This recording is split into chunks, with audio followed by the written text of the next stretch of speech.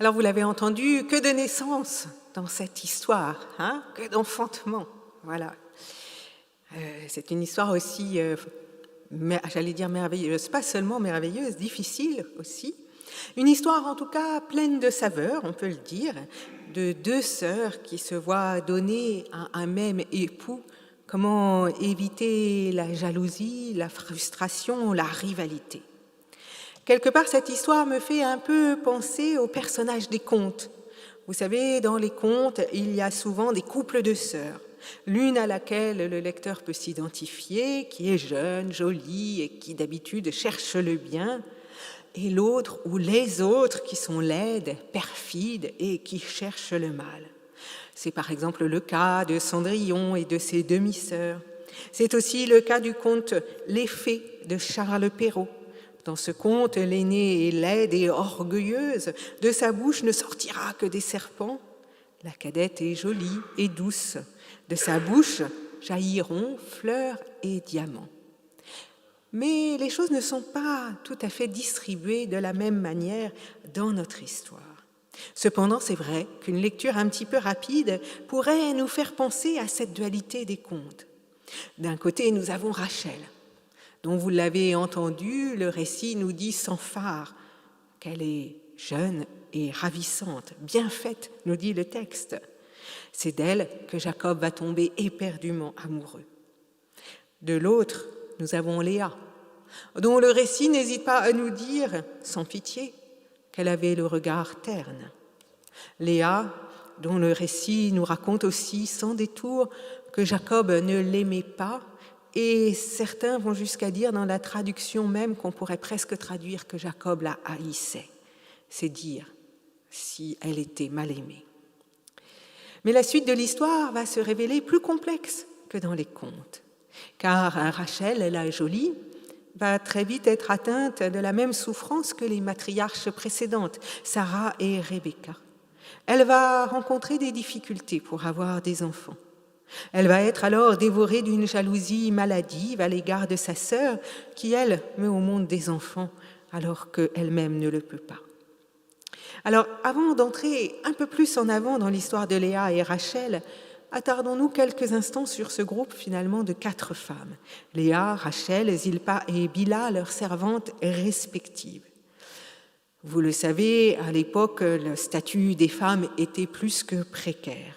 Et en tant qu'épouse, elle se devait d'assurer la continuité du clan en mettant au monde des enfants, et notamment des fils, pour que la lignée patriarcale soit assurée, mais aussi pour que le clan puisse être défendu contre les agressions fréquentes de tribu à tribu, de clan à clan. Donc, mettre au monde des enfants, et également des fils, plus encore des fils, eh bien, quelque part, c'est participer à la mission de survie, si l'on peut dire, de transmission du groupe de génération à génération. Lorsqu'une femme ne pouvait pas avoir d'enfants, comme nous l'avons déjà vu avec Sarah, eh bien, elle recourait à un système bien ancré qui était de donner sa servante à son époux. Ainsi devenait-elle mère par le biais d'un tiers, façon mère porteuse, entre guillemets, quelques millénaires en arrière. C'est une tradition que l'on retrouve non pas seulement dans les récits bibliques, mais également dans le code mésopotamien du XVIIIe siècle avant Jésus-Christ, qui légiférait sur la conduite à tenir en cas d'infertilité de la première épouse. La question essentielle des femmes, c'était donc celle des enfants, des fils notamment. Ainsi, Léa et Rachel vont être en concurrence sur 2 sujets, l'amour de Jacob et l'enfantement. Concernant l'amour de Jacob, vous avez compris que Léa a perdu d'avance le match, puisque Jacob est dès le premier regard tombé éperdument amoureux de Rachel. Concernant les enfants, c'est Léa, par contre, qui enfantera avec une facilité déconcertante, et le récit semble nous dire que Dieu aurait comme voulu compenser le manque d'amour dont elle était victime, qui sait. En tout cas, le statut de ces femmes est bien fragile, puisque leur vie ne dépend que des tractations qui s'élaborent. Jacob conclut un pacte avec Laban et travaille 7 années pour pouvoir épouser Rachel. Cela peut sembler long, mais le récit nous dit que le temps passa vite, tant Jacob était éperdument amoureux. Mais voilà, souvenez-vous que Jacob est celui qui a trompé son père, Isaac, en se faisant passer pour Ésaü, grâce à sa mère Rebecca, pour recevoir ainsi la bénédiction de fils aîné. Or, nous connaissons le proverbe « Aujourd'hui trompeur, demain trompé » ou « à trompeur, trompeur et demi ». Eh bien voilà, en matière de tromperie et de roublardise, Jacob va trouver son maître en la personne de Laban.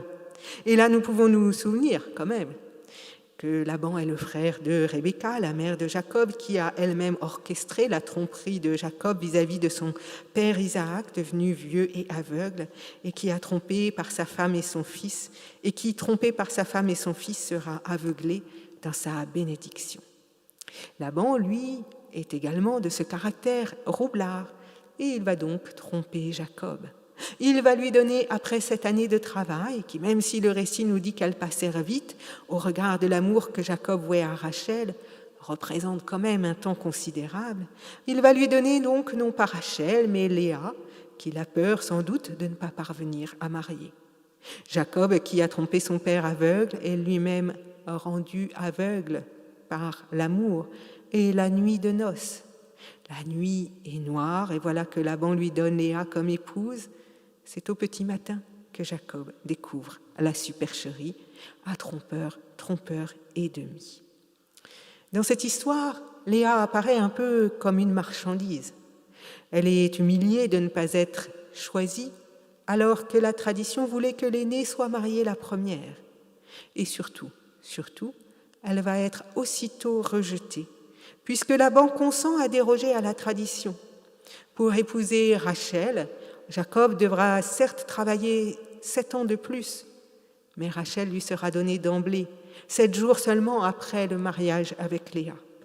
Le récit nous dit, Jacob acheva la semaine de noces avec Léa, puis Laban lui accorda Rachel. Voilà que Léa est donc aussitôt à remplacer 1 semaine après le mariage. Dépendante des tractations entre Jacob et Laban, Rachel et Léa ne vont pas hésiter à leur tour à utiliser leurs servantes, donc, selon le gré de la coutume, et pour satisfaire leur désir d'enfantement. Ainsi, Zilpa et Bila seront-elles données à Jacob pour qu'il passe la nuit avec elles et qu'elles enfantent des fils qui deviendront la propriété, bien sûr, entre guillemets, de Léa et de Rachel. Rachel et Léa, en nommant les enfants de leurs servantes, s'approprieront donc cette descendance et les prénoms de leurs fils exprimeront le combat et la rivalité de Léa et de Rachel dans leur double quête, celle d'être aimée de Jacob et celle aussi d'être socialement reconnue par le biais des enfants. Entrons plus en avant dans cette histoire de Léa et Rachel et de la nomination donc de leurs enfants. Qu'elle le veuille ou non, Léa, qui est donc la mal aimée, que certains commentateurs vont jusqu'à dire que le petit mot peut même être traduit par elle était haïe de son époux, eh bien Léa va rester sa vie durant finalement l'emblème de la trahison dont Jacob a été victime. Il a été roulé dans la farine et la seule présence de Léa suffira à le lui rappeler systématiquement. Mais voilà que cette fille, au regard terne, Léa, la mal-aimée, celle que personne ne regarde, va s'accrocher par tous les moyens pour tenir bon dans la situation qui est la sienne et trouver, malgré ce désamour, malgré l'humiliation d'être le mariage à peine célébré, aussitôt détrôné, la force de tenir bon. Nous lisons, quand le Seigneur vit que Léa était moins aimée que Rachel, il la rendit féconde, et Léa, d'emblée la mal-aimée, va cependant être la seule des 4 matriarches à ne pas affronter le problème de la stérilité. Elle va donc mettre au monde 4 fils successivement.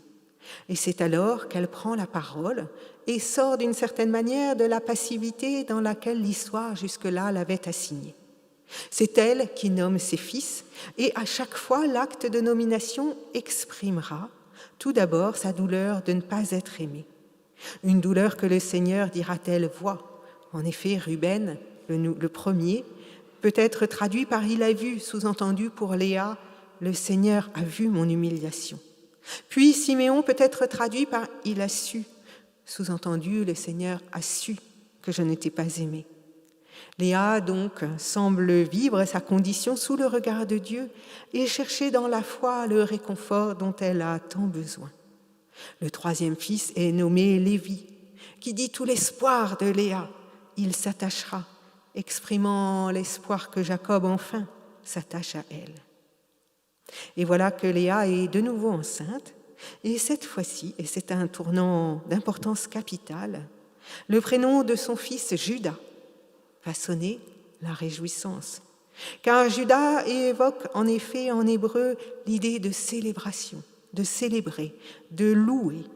À son quatrième fils, malgré le désamour de son époux, Léa va choisir la célébration, la louange. Pensez-vous, aimée ou non, Léa a déjà donné naissance à 4 garçons. Elle choisit d'entrer dans la joie. Alors, c'est tout à fait de l'interprétation, et vous pouvez lire le récit autrement. Mais dans l'histoire de Léa, on peut peut-être discerner un cheminement intérieur dont la naissance de Juda vient marquer finalement un tournant. Avec ce fils, nommé du nom de la célébration, qui évoque la louange, tout se passe comme si peut-être Léa faisait intérieurement le deuil d'une relation avec Jacob, qui restera toujours compliquée, comme on le voit par la suite avec l'histoire des mandragores, où Léa devra quasiment acheter sa place auprès de Jacob. Pour être avec Jacob, Léa doit négocier avec sa sœur, payer d'une certaine manière sa place auprès de son époux, en lui cédant quelques pommes d'amour trouvées par Ruben. Mais malgré ce désamour, Léa tient bon. Elle résiste sous l'humiliation quotidienne et elle va trouver dans ses naissances successives un chemin de reconnaissance intérieure, un chemin de joie, jusqu'à entrer dans la louange avec Juda. Peut-être pourra-t-on retrouver là la trace du chemin d'Agar qui, au désert, découvre le Dieu qui entend sa détresse et la voit. Celle que personne ne veut voir, Léa, considérée à cause de son regard dit terne, et fait justement une expérience de foi intérieure et vit peut-être la bénédiction d'être vue de Dieu, de savoir qu'elle est aux yeux de Dieu considérée. Dans sa souffrance, là où Jacob justement ne la voit pas ou ne voit que ses yeux ternes, les noms donnés à ses enfants expriment d'abord son sentiment d'être vu, connu de Dieu au cœur de son délassement, puis expriment donc cette joie qu'elle va finir par découvrir, cette célébration peut-être de la miséricorde de Dieu à son égard. Car vous l'avez entendu, dans la traduction, on nous dit que Dieu rendit Léa féconde. Mais en hébreu, le mot à mot est que Dieu ouvrit sa matrice. Or, comme nous l'avons dit dans la liturgie tout à l'heure, au moment des paroles de grâce, eh bien, la matrice est liée au terme de miséricorde. Donc peut-être qu'on pourrait presque traduire que Dieu fit miséricorde ou que Dieu que Léa se plaça dans la miséricorde de Dieu. Toujours est-il que dans cette histoire, elle chemine spirituellement jusqu'à aller à la louange et à l'action de grâce. L'histoire aurait pu s'arrêter là, après Juda, après 4 fils, mais voilà que malgré cette louange, la rivalité entre Léa et Rachel ne dessert pas son étau. Les femmes sont à couteau tiré entre celle qui est aimée et celle qui a des fils. La rivalité est là. Alors Rachel confie donc, comme Sarah l'avait fait avec Agar, sa servante Bila, à Jacob, pour qu'elle lui enfante une descendance par adoption.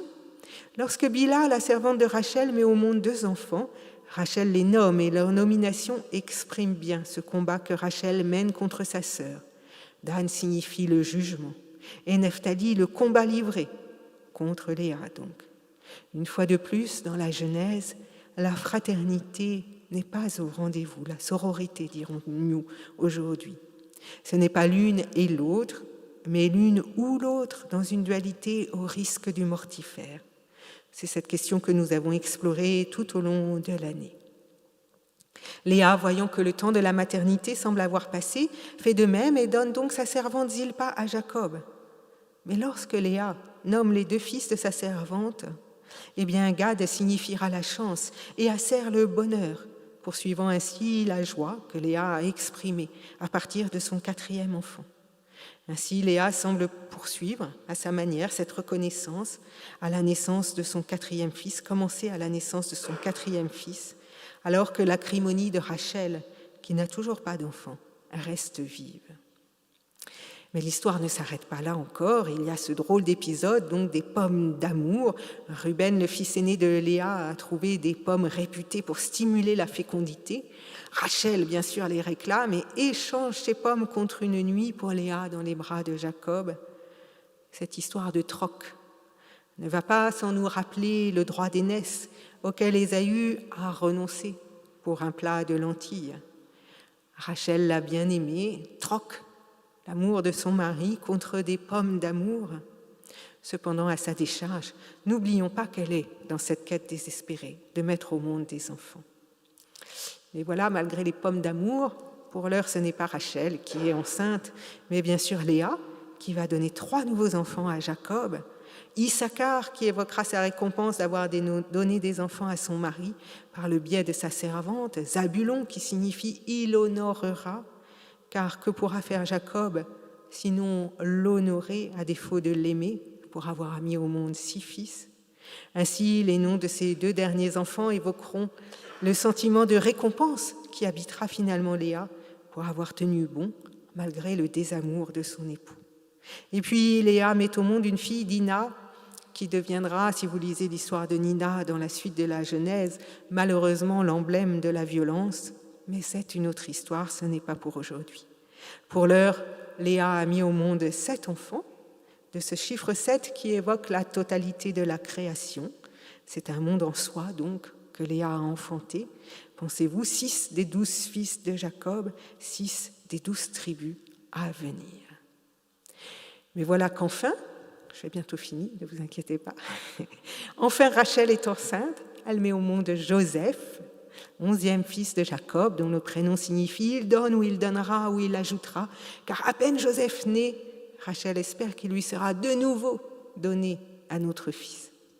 L'histoire de Joseph, nous le savons, nous l'avons étudiée cette année, sera malheureusement emblématique de la rivalité entre Léa et Rachel, car Joseph, le 11e fils, mais le premier fils de la femme bien-aimée, deviendra le préféré de son père, l'objet de toutes ses attentions, au point qu'il le revêtira de cette tenue magnifique qui sera signe ostensible de jalousie.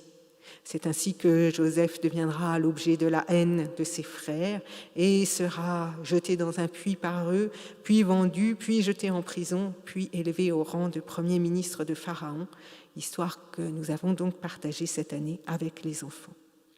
Mais revenons à Rachel. Des années après la naissance de Joseph, elle met au monde Benjamin. Le prénom de ce dernier aurait dû, vous l'avez entendu, exprimer le désespoir de Rachel qui, sentant sa fin proche, le nomme « fils du malheur ». Heureusement, Jacob intervient et nomme ce 12e fils « fils de la main droite », ce qui évoque davantage l'idée de la bénédiction. C'est le seul moment où Jacob finalement prend la parole et nomme l'un de ses enfants. Mais c'est un temps essentiel, car il donne ainsi à Benjamin d'échapper au poids de la tragédie dans lequel la nomination de Rachel l'aurait enfermé. Rachel décède donc et elle est enterrée, nous dit le récit, au bord de la route de Bethléem. La mort de Léa, elle, n'est pas racontée dans la Genèse.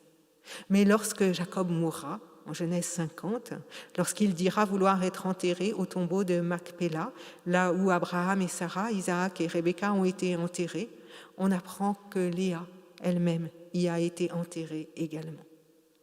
Ainsi, petit clin d'œil du destin, ce n'est pas auprès de Rachel, la bien-aimée, que Jacob repose, mais auprès de Léa, comme si dans la mort, justice d'une certaine manière était rendue à Léa, celle qui fut utilisée par son père, par Jacob, sans jamais obtenir amour et reconnaissance, et celle qui pourtant a choisi d'écrire sa destinée dans la louange et l'action de grâce envers et malgré tout. Alors dans le judaïsme, la grandeur d'âme de Léa est souvent soulignée. On raconte dans la Haggadah, c'est-à-dire les récits élaborés autour du texte biblique, que sachant que Jacob engendrerait 12 tribus par ses fils, ce serait sur sa prière, la prière de Léa donc, sur la prière de Léa que son dernier enfant, devant être un autre garçon, fut transformé en fille, afin que Rachel donne naissance, elle, à une seconde tribu, pour être au moins l'égale des servantes qui avaient donné chacune 2 enfants à Jacob. Voilà une des interprétations possibles. Selon Pauline Bèbe, une des femmes rabbins de notre pays, dans la tradition mystique juive, Rachel représenterait le monde physique apparent et Léa, le monde spirituel caché. L'histoire de Rachel et de Léa serait donc, d'après Pauline Bèbe, une invitation à réconcilier ces 2 mondes, le monde physique, le monde de l'apparence et le monde spirituel, à les unir, comme dans ces contes peut-être finalement où la dualité des sœurs est souvent une invitation à unifier notre monde intérieur si souvent partagé entre pulsions et rêves. Ce pourrait être une manière d'interpréter ce récit. Mais si nous reprenons une lecture plus littérale, nous pouvons aussi souligner que si Rachel a enfanté Joseph, dont l'histoire passionnante occupe les 13 derniers chapitres de la Genèse, en donnant naissance à Lévi et à Juda, respectivement 3e et 4e fils, Léa donnera naissance aux 2 institutions nationales héréditaires, la prêtrise et la monarchie, dans laquelle la généalogie du Christ s'insérera, en passant bien sûr par le roi David. Car la généalogie du Messie attendu, de celui que les chrétiens reconnaîtront en Jésus, qu'ils confesseront Christ, ne viendra ni du fils premier-né de Léa, Ruben, ni du fils premier-né de Rachel, Joseph, mais de 4e fils de Léa, celui dont le nom invite à la célébration. Peut-être, mais ce n'est là que spéculation, pour nous signifier que la vie s'inscrit dans cette capacité non pas à entrer en combat avec l'autre, mais à rendre grâce pour les bénédictions reçues sur les souffrances et les malgrés de l'existence. Je ne sais pas, c'est une interprétation en tout cas que je trouve signifiante pour nos vies. Alors que garderez-vous ce matin de toute cette histoire ? Eh bien, il me semble que si nous ne devions garder qu'un seul élément, ce serait peut-être ce chemin de louange et de reconnaissance, d'action de grâce que Léa a fait sur les malgrés de la vie. Puissions-nous, nous aussi, dans les malgrés de nos chemins, malgré parfois nos découragements ou nos difficultés, trouver de quoi nourrir notre joie. Amen.